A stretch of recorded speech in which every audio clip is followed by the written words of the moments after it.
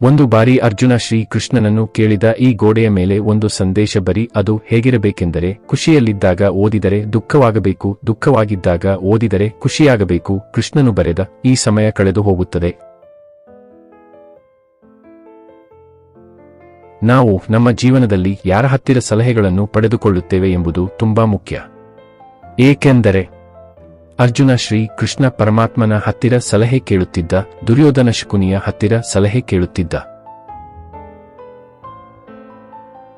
ಪ್ರಾರ್ಥನೆ ಮತ್ತು ನಂಬಿಕೆ ಎರಡು ಕಣ್ಣಿಗೆ ಕಾಣದೇ ಇರಬಹುದು, ಆದರೆ ಅಸಾಧ್ಯವಾದುದನ್ನು ಸಾಧ್ಯವಾಗಿಸುವ ಶಕ್ತಿ ಎರಡಕ್ಕೂ ಇದೆ.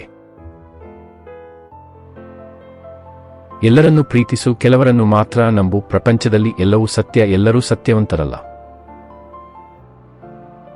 ಹಣವಂತ ಹಲ್ಲು ತೋರಿಸಿ ನಟಿಸಿ ಮರೆಯಾಗುತ್ತಾನೆ, ಆದರೆ ಬಡವ ಹೃದಯದಲ್ಲಿ ನಗು ತೋರಿಸಿ ಮೆರೆಯುತ್ತಾನೆ. ಮೋಸ ಮಾಡಿ ಗೆದ್ದವರು ಉದ್ಧಾರ ಆಗಿದ್ದು ಚರಿತ್ರೆಯಲ್ಲೇ ಇಲ್ಲ. ನ್ಯಾಯದಿಂದ ನಡೆದವರು ಸೋತಿದ್ದು ಇತಿಹಾಸದಲ್ಲೇ ಇಲ್ಲ.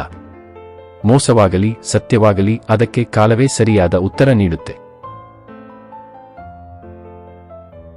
ಕಾಡುವ ಬಡತನ ನಾಳೆ ಹೋಗಬಹುದು, ಇಲ್ಲದ ಸಿರಿತನ ಮುಂದೆ ಬರಬಹುದು, ಆದರೆ ಒಮ್ಮೆ ಕಳೆದುಕೊಂಡ ನಂಬಿಕೆ, ವಿಶ್ವಾಸ, ಪ್ರೀತಿ ಮತ್ತೆ ಬರುವುದಿಲ್ಲ. ಧರ್ಮಕ್ಕೆ ತಲೆಬಾಗಬೇಕೇ ಹೊರತು ದುಷ್ಟರಿಗಲ್ಲ. ಮಾನವೀಯತೆಗೆ ತಲೆಬಾಗಬೇಕೇ ಹೊರತು ಅವಿವೇಕಿಗಳಿಗಲ್ಲ. ನಡೆಯುವ ಹಾದಿಯಲ್ಲಿ ಚುಚ್ಚುವ ಮುಳ್ಳಿದ್ದರೆ ಪಾದರಕ್ಷೆಯನ್ನು ಮೆಟ್ಟಿ ನಡೆ.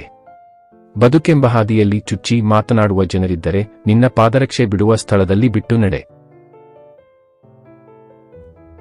ಪ್ರಯತ್ನ ಎಂದಿಗೂ ವ್ಯರ್ಥವಲ್ಲ, ವೈಫಲ್ಯ ಶಾಶ್ವತವಾಗಿ ಇರದು. ಕೆಲವು ವೇಳೆ ನಿನ್ನ ಸಣ್ಣ ಪ್ರಯತ್ನವೂ ಸಹ ನಿನಗೆ ಉನ್ನತ ಸ್ಥಾನವನ್ನು ಕಲ್ಪಿಸುತ್ತದೆ. ಧನ್ಯವಾದ.